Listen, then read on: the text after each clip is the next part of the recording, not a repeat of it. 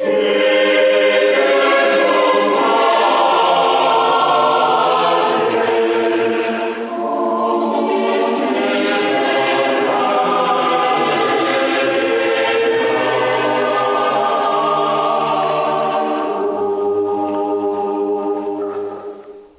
I'm Peter Adamson, and you're listening to the History of Philosophy podcast, brought to you with the support of the Philosophy Department at King's College London and the LMU in Munich, online at historyofphilosophy.net.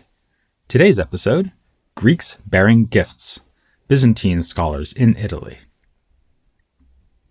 It speaks well of philosophy that we've managed to get so far into this history of the subject without mentioning a single fistfight.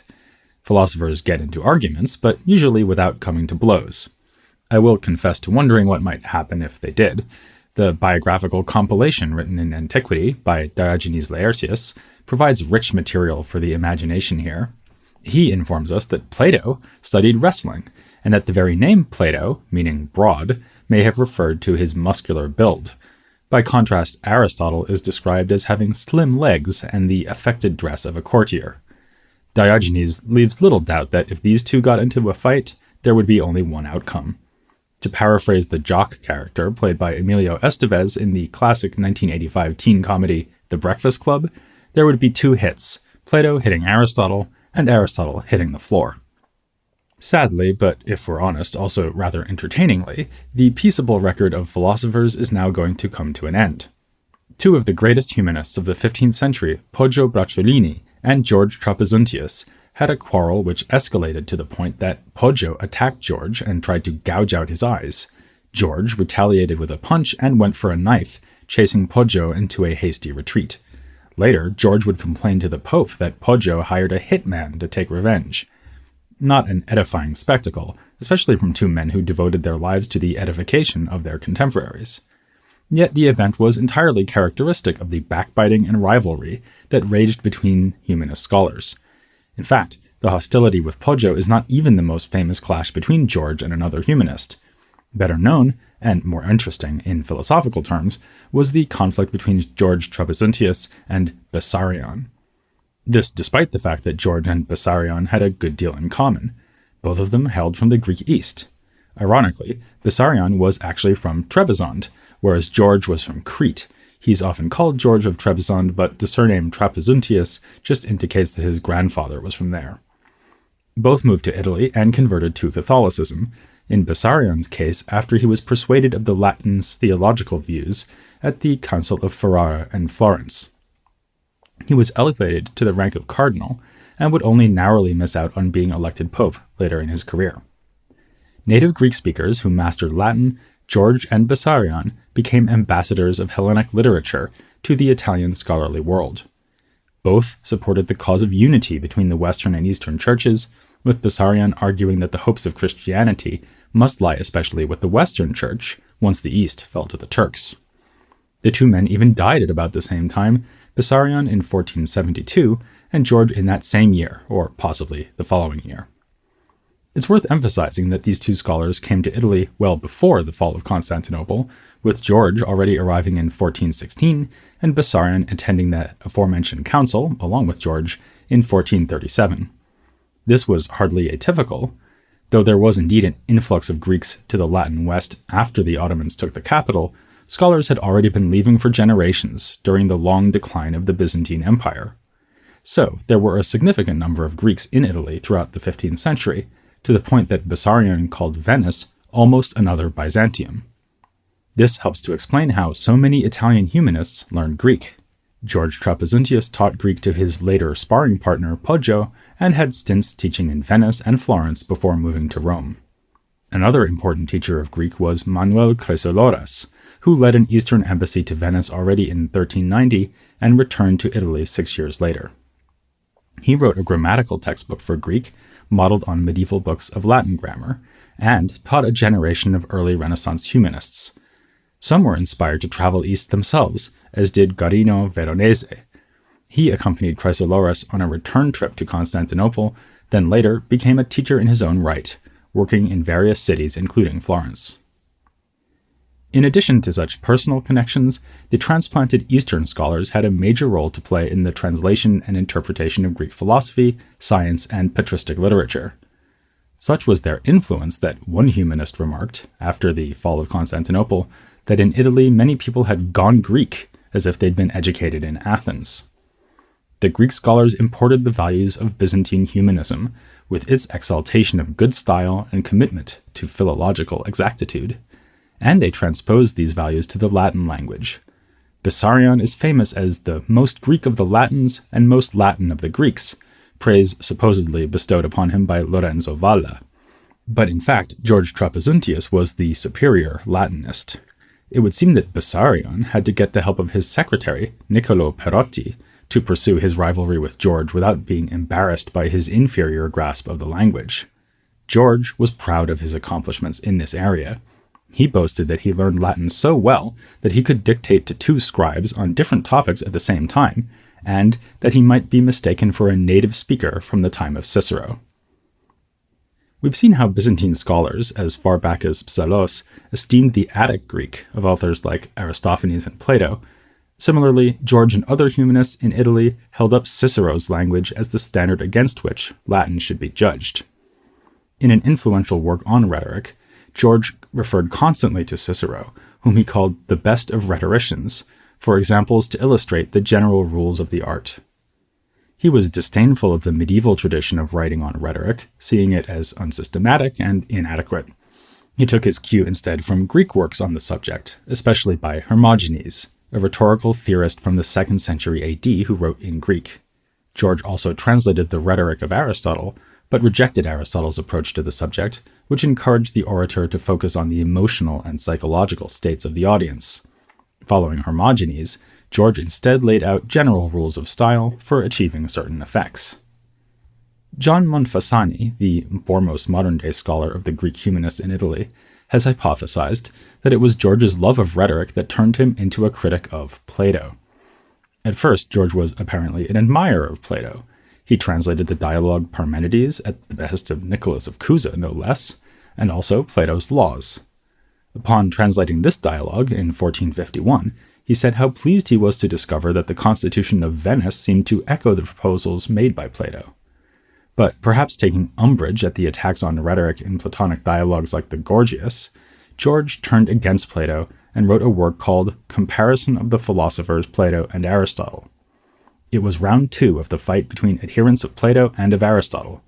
As you'll remember, the first round pitted Pleton against Scholarius, the former chastising Aristotle for rejecting his teacher's doctrines, and the latter coming to Aristotle's defense. Where Pleton struck out at Aristotle's rejection of Platonic forms and divine creation of the universe, George prefers to hit below the belt by accusing Plato of sexual depravity. He points to the erotic elements of the dialogues themselves, and also to Diogenes Laertius's report that Plato took male lovers. The polemic against Plato provides George with a welcome opportunity to take a swipe at Pleton. You may recall that George was one of the more hostile witnesses called for the prosecution when we considered the question of Pleton's paganism. It was George who, rather implausibly, accused Pleton of openly revealing his pagan sympathies at the Council of Florence and Ferrara. From his point of view, this was only to be expected, given Pleton's philosophical tastes. Trading on a standard bit of anti-Muslim polemic, George comments that the Prophet Muhammad had been a second Plato, seeking to corrupt the sexual morality of the people, with Pleton coming along as a third. Alongside such accusations, George does mention more substantive philosophical failings in Plato. Having translated Plato's Laws, he is well placed to criticize the Platonic political theory. In a remarkable section of his diatribe, he attacks the classist and xenophobic elements of that theory. He is appalled by provisions in the Laws that prevent aliens from settling permanently in the ideal city. George reflects explicitly on his own life story here, remarking that it would be unjust to exile him from his new Italian homeland just because he hails from Crete. He praises the ancient Romans, and more surprisingly the Ottomans of his own day, for their cosmopolitanism, their willingness to integrate citizens of different ethnic groups and backgrounds into a single state.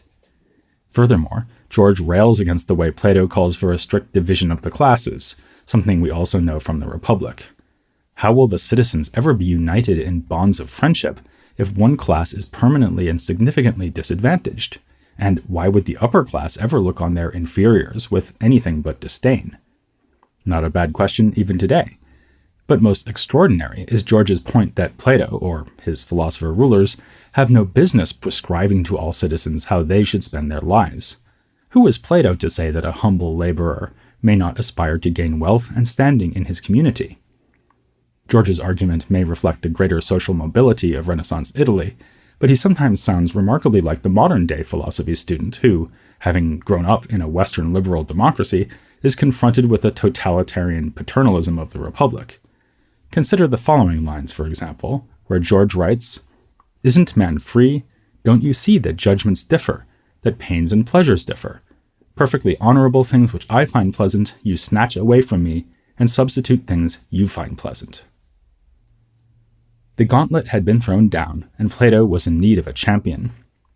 Stepping into the Platonic corner to fight this rematch of the Byzantine debate, we have Cardinal Bessarion.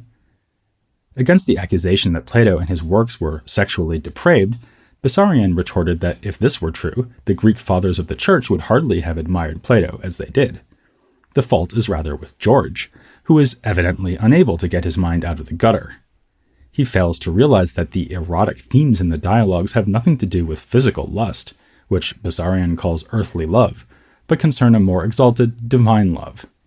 So, if you've ever wondered why the phrase Platonic relationship refers to chaste affection despite Plato's frequent discussion of sexual relationships in the dialogues, now you know. Just as George had devoted himself to studying and translating Plato before attacking him, so Bessarion was an accomplished Aristotelian by the time he came to defend Plato. He produced a Latin version of the Metaphysics, perhaps the most difficult treatise in the Aristotelian corpus, if not the entirety of ancient philosophy. And as an admirer of Latin scholasticism, he was one of those Byzantine scholars who avidly read texts by Western Aristotelians like Aquinas, right from the earliest stages of his career. In another direct link to the Byzantine controversy over Plato and Aristotle, Bessarion had been educated at Mistra, under none other than Platon, to whom he referred as his father and guide. Yet he distanced himself from Platon's anti-Aristotelianism while also rejecting George's anti-Platonism. Bessarion wasn't really spoiling for a fight, but trying to make peace. His aim was to demonstrate the agreement between the two authors and their suitability for use by Christian thinkers. A good example is his handling of a point raised by Platon in his attack on Aristotle. Platon had complained about a passage in the Physics, where Aristotle said that, whereas a craftsman may deliberate in using his art, the art itself does not do so. For example, a carpenter needs to make careful plans to build a ship, but if the art of carpentry were in the wood instead of in the carpenter's mind, the wood would just turn itself into a ship, the way that natural things like trees grow to maturity on their own.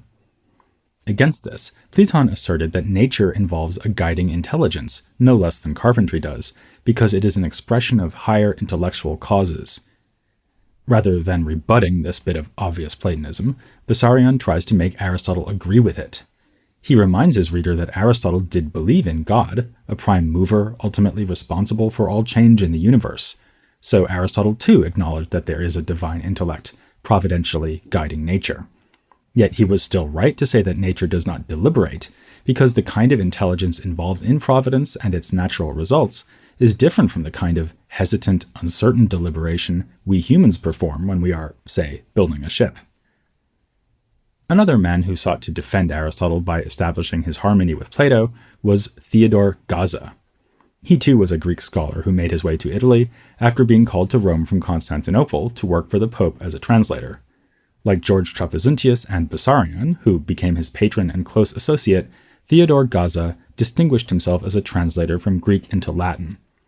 He produced a widely used version of Aristotle's zoological writings, which would go on to be reproduced in early modern printings. Actually, he did more than just translate. Convinced that the Greek texts at his disposal were faulty, he re-edited and even reordered them before translating them, making some organizational changes that have still been followed in modern editions of Aristotle. Alongside this bold and influential philological work, Theodore wrote on philosophical questions, though not always very convincingly. The aforementioned expert on the field, John Monfessani, has called him learned and serious, but startlingly trivial. A good test case for this judgment is a brief work on the topic of fate. Like his ally, Bessarion, Theodore wants to avoid any sense that Aristotle and Plato were in serious disagreement. Again prompted by a supposed divergence of Aristotle from Plato mentioned by Platon, Theodore takes up the question of free human action. In a famous section of the Nicomachean Ethics, Aristotle distinguishes between the voluntary and the involuntary. He proposes that a voluntary action is one that is neither compelled nor done in ignorance. It is a sign of voluntariness that the person who performs the action does not later regret the action or its consequences. This theory makes it possible to do bad things voluntarily. Indeed, part of Aristotle's purpose is to explain when it makes sense to blame someone for their bad deeds. If they did it without compulsion and not in ignorance, and they don't regret it later, then they did it voluntarily and are thus blameworthy. But famously, Plato, or rather the character of Socrates in various Platonic dialogues, held that no one ever does bad things voluntarily. After all, isn't the fact that someone willingly does something evidence enough that they take it to be a good thing to do? By way of resolution, Theodore points out that Aristotle, too, says that all actions aim at some good outcome or other. So he would agree with Plato that when we act badly, we are ignorant in some sense, namely ignorant of what would really be good to do. Yet we are not ignorant in a more basic sense because we know the facts concerning what we are doing. If you get into a boxing match with your mother and break her nose, you've done something bad. But it makes a difference whether you did this because you are ignorant of the fact that it is wrong to break your own mother's nose, or because you don't realize that this person you're hitting is your mother, because she's wearing one of those padded helmets. Moral ignorance is no excuse, whereas ignorance of the facts might be. The clash between Bessarion and George Trapenzuntius was the mother of all battles involving Greek émigré scholars in Italy, but it certainly wasn't the only one. Never mind dog eat dog, this was humanist eat humanist. In addition to the aforementioned fisticuffs between George and Poggio, there was also a spat between George and Guarino Veronese, that student of Chrysolorus who traveled to Constantinople. Guarino was considered a fine Latin stylist by most, but not by George. In his work on rhetoric, he provocatively rewrote a speech by Guarino, showing how it could be improved by making it sound more like Cicero. As if this weren't bad enough, he added some insulting comments on Guarino's style. No one with any taste could bear to hear it. The two patched it up, at least in theory, at that same church council in Ferrara. With all the scandals erupting and being calmed down, it's amazing the participants had any time to get in the debates over the Trinity. And there were other quarrels, like a critique of George's commentatorial work on Cicero by Giorgio Merula, a student of yet another Greek scholar named George Argyropoulos. To be fair, a lot of these events seem to be traceable to George's character. An arrogant man who was well aware of his own talent, he provoked his colleagues so routinely that you have to think any ignorance involved was moral, and not only concerning the facts of the case. But it was all too possible for humanists to savage one another without George's involvement. In another case, a mistake made by Bessarion was noticed by that same Argyropoulos, provoking Theodore Gaza to write a rather unconvincing treatise in Bessarion's defense. When they weren't going so far as to sharpen their swords, the humanists were sharpening their pens, the better to take jabs at one another in the status-conscious and competitive atmosphere of Renaissance Italy, when a scholar's present reputation was as precious as facility with the languages of the past. So, I'm sure that Bessarion and George Trapenzuntius would be immensely pleased to find a podcast being devoted to them about 550 years after they died, but they might take umbrage upon learning that they are not the most famous 15th century humanists. That honor would instead go to several Italian scholars who were, Italians. We'll meet them next time, here on the History of Philosophy, without any gaps.